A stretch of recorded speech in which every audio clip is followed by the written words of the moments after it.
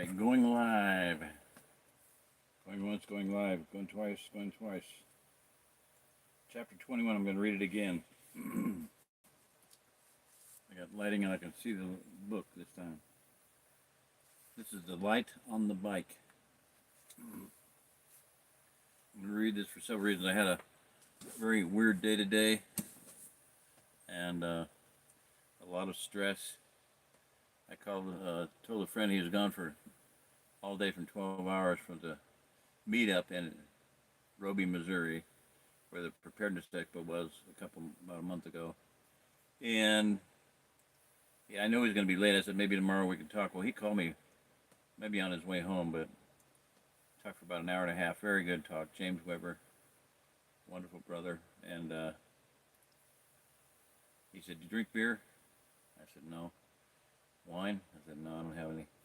He said, "Well, you're stressed out. Relax." He said, "Pray and then listen." So I had already prayed tonight, and I just turned it over to God. I was like, I'm not going to worry about this. It's not worth it. Not worth my time, not worth my health. I said, I don't really care. Whatever happens, happens. Que sera, sera, sera. Whatever will be, will be. Just it's in God's hands. It always has been. He's been watching over me and guiding me and directing me for my entire life since I gave my life to the Lord in 1973. So he could take care of me right now with the, pardon my French, bullshit that's going on against me. So it's his business, not mine. It's on his altar. He can deal with it. Okay, I'm going to read it as fast as I can, just because I'm tired and it's really late. It's like 11 o'clock at night. I don't know.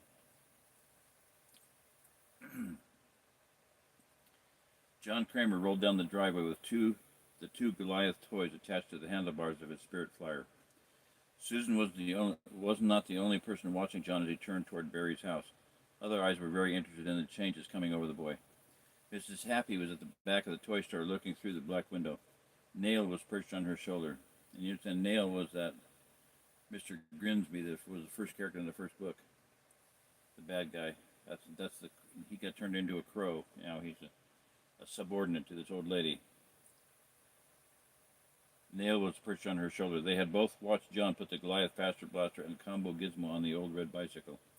Mrs. Happy was working two dark hooks inside the window as if she were knitting. The old woman smiled as she heard John arguing with, "See how the flame burns in the boy," Mrs. Happy said. "The darts were well aimed, if I do say so myself. The fire has been building. We'll eat a feast of ashes tonight. Ashes from the flame," the crow. "Ashes from the flame," the crow croaked. "Ashes from the flame." Mrs. Happy leaned forward and blew through the window. The deeper blue flames burned invisibly inside John. As Mrs. Happy blew, the flames burned brighter. Fiery darts of the wicked one, yeah, those fiery darts worked well. They hit their target with John. "It will either work or I'll get a bicycle that will make them work, or I'll get a bicycle that will make them work," John was saying. Mrs. Happy laughed. "This may be easier than we first thought," the old woman said, watching people down the street. "After the campaign is really rolling properly and the point system established, the Bureau may set me up as district manager. Or maybe I could get an even better position back on television. My numbers should go up considerably higher. The ashes of success." The old woman laughed, then she laughed some more. She worked the hooks faster. "See you around," the boy sneered and rolled down the driveway on the flat tires. He's almost there," Mrs. Happy whispered. "Just a little more and gotcha." As John rolled out of the driveway, he reached down to adjust the faster blaster. The moment he touched the odd new weapon, the Spirit Flyer skidded to a halt beneath him. Susan, who was still watching, was just as surprised as John. She knew he hadn't touched the brake. He pushed on the pedal to make it go forward. "Come on, you stupid bike," he muttered. And at that instant, the bike began moving, but instead of going ahead, the old bicycle began moving backward. John yelped and held on. He pushed on the brake, but that only made the Spirit Flyer move faster. The wheels were already brake tight, but the bike was still moving backward, as if being dragged along. The tires skidded down the street, leaving long zigzag black marks on the pavement. As the bicycle moved faster, the skidding tires began to smoke. John shook the handlebars, but when he tried to move his hands, he couldn't. They seemed to be glued fast. John yelled, looking back at Susan. He just shook the handlebars some more. "John," Susan called. She had been watching with her mouth open. She had never seen such an odd sight. John had already skidded backward a block before Susan could even think to move. "Help," John called, skidding around the corner. The smoking skid marks burned on the pavement.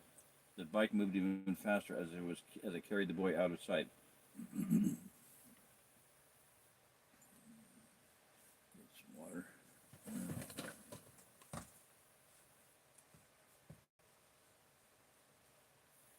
The sticky black smoke of the melting tires covered the boy like a cloud.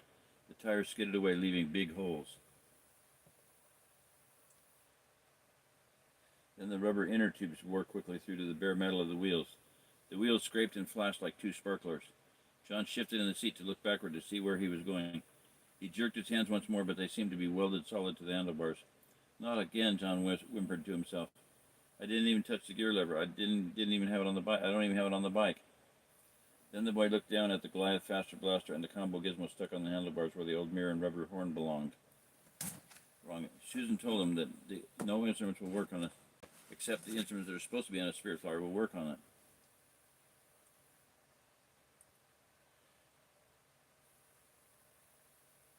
The bike moved faster. The noise of the grinding wheels made his head hurt. John kept looking for someone to help him, but the streets were empty. The whole town of Centerville seemed stopped, frozen in time, or asleep. Within a few minutes, John had hit Crofts Road and the bike headed out of town, still going backward. Come on, Susan, John said, or somebody. But the bike just sped up, leaving a long trail of sparks shooting into the air. The wheels screeched as the bicycle turned the corner onto the old dump road, then bounced across the bridge over the sleepy Eye River. When John hit the bumpy road on the other side of the bridge, he felt as if he would fall off for sure. But that wasn't possible because his hands were still stuck to the handlebars. Dust rose up in a flurry as the wheels dug into the ruts and potholes. John bounced so much he felt as if he would just shake apart. The dump was coming up fast on the left. The bike turned on into the dump area, spraying dust and gravel everywhere. John hoped this ride was finally over. But the old bike was being dragged straight toward the smoking mountain of trash.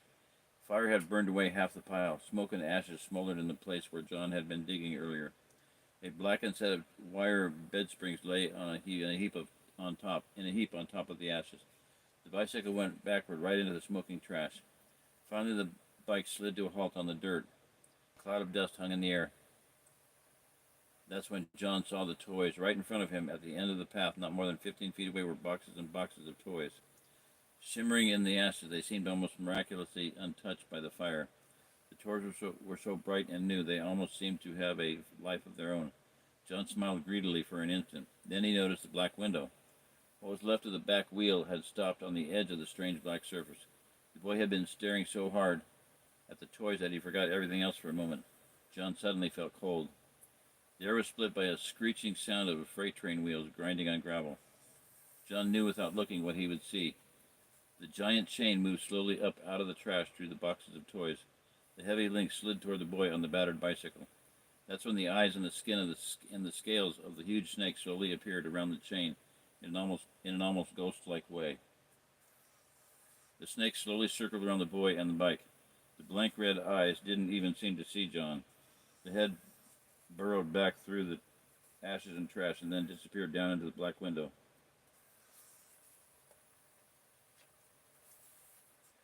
As if it were slipping it down into an oily black pond. The snake's body pulled tighter around the bike and the boy, squeezing them out over the pool of darkness. John yelled and squirmed, kicking the sides of the ghostly serpent's body, but the pull from the deeper world was stronger. The battered bike and the boy were sucked into the darkness in an instant.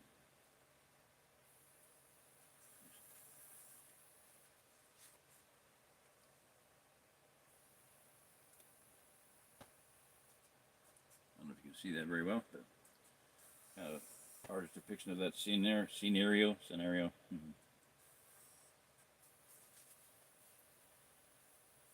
Susan started down the driveway after John as soon as he was dragged around the corner. She had heard a horn blow, but she hadn't stopped to listen. As she hit the street, a bolt of black lightning swept in front of her face in a screaming cry.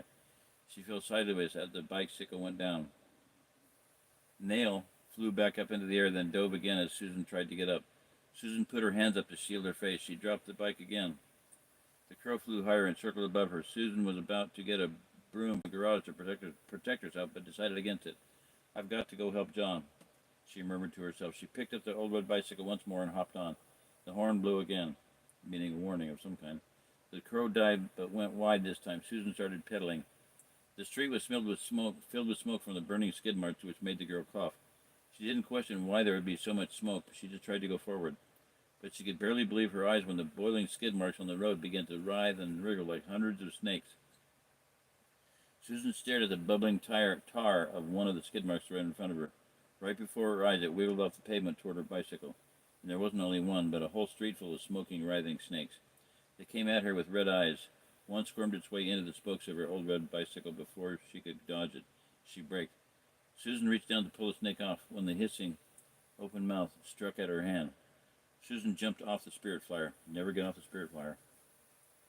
Another skid mark snake wriggled toward the old red bike, circling in and out, around and over the frame. Susan jumped back as the snake claimed the bicycle. If only someone were here, she said, but the street seemed strangely empty for that time of day. More and more of the black smoking snakes oozed toward this fallen bicycle. Susan felt sickened to see the snakes attacking the Spirit Flyer. Please help me, she said. Then, holding her breath, Susan ran into the midst of the snakes and grabbed the handlebars. Good move.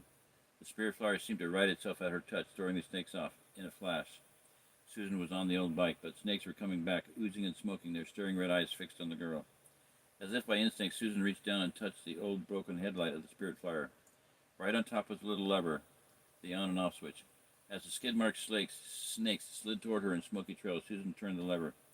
Like a wind, the light whooshed on, so bright the rest of the town seemed suddenly plunged into night. The snakes squealed and popped, sizzled back into smoke. In an instant, inside the beam of the light, Susan squinted. When she was sure the snakes were gone, she flipped the lever. The town seemed to return to normal. Thank you, she said softly to the old bike. The only signs of the snakes were a few lines of sticky tar here and there on the pavement. Susan pedaled the Spirit Flyer a little way, then aimed for the clouds. She rose over the neighbor's house roof and gained speed, but John was nowhere to be seen. She passed over the town, then sped on. She braked in midair and waited. I can't find him, she whispered to the old bike, but I know he's in danger. The wheels began to turn by themselves. Susan held on as the bike gained speed. Soon they were flying out over Cross Road. When they passed over the Sleepy Eye River, Susan knew they were headed for the dump. Susan held on as the Spirit Flyer zoomed over the forest and fields below. The bike flew closer to the ground as the dump came into sight. The girl and old bike landed on the ground just inside the gate and sped toward the smoking mountain of trash and ashes. Susan stomped back on the brake, skidding up to the edge of the huge black window. She looked down. Staring back at the girl from the darkness were two dark reflections of herself. One face was almost transparent and laughing. The other face seemed solid and calm. This is the end, Susan, the laughing face said. You've reached the edge of your fears. You have to stop now. Sorry.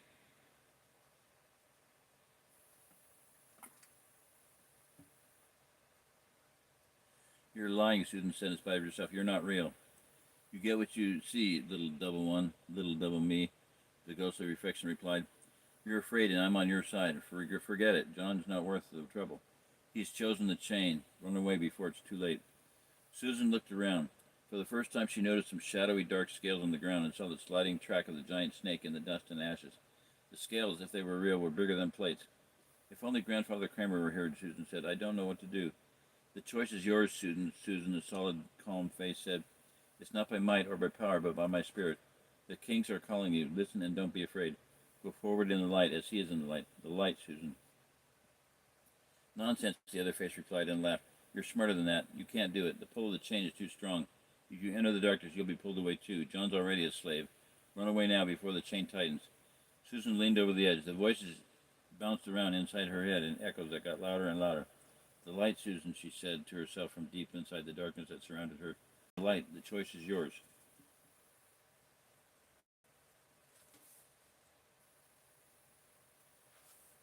So, is that it? That was it. Okay, I finished it. Yay. Okay, so the choice is yours to which little voices to listen to. And too many people are listening to evil voices in their head. And all I can say is they're going to pay a price. Their lives are going to change. They're going to be dragged down into the deeper world, the dark, black window of the deeper world. Now it's happening as I'm speaking to people right here on this property that I'm on. Very sad, very evil. But I can warn people. See, in Ezekiel 33, it says, I've set you as a watchman, O Son of Man. And if you see the enemy coming and you don't sound the alarm, the people will get taken, and their blood will be required at your hands. If you sound the alarm and they don't listen, that's on them. Their blood will not be required at your hands. So I'm a watchman. I'm on the wall. I'm building a wall. I thought I had a friend to help me build that wall, but he has turned his back on me and has gone over to the dark side, and it's very sad. But it's not my call. It's not my decision. It's his decision, not mine. I've done everything I can to try to talk some sense into him, but it's not. So thus far, it's not working. So I'm just going to let him go. You know, I'll warn him. I've warned him. That's all I can do. You go to the dark side. I want to say something else. I sent him a video look up a video. I'll try to link it down below here. Jordan Peterson on Twisting the Fabric of Reality. There's a whole bunch of little snippets of it, but one of them has a text captioning right there. You can read it. You can actually have a transcript of the speech down below.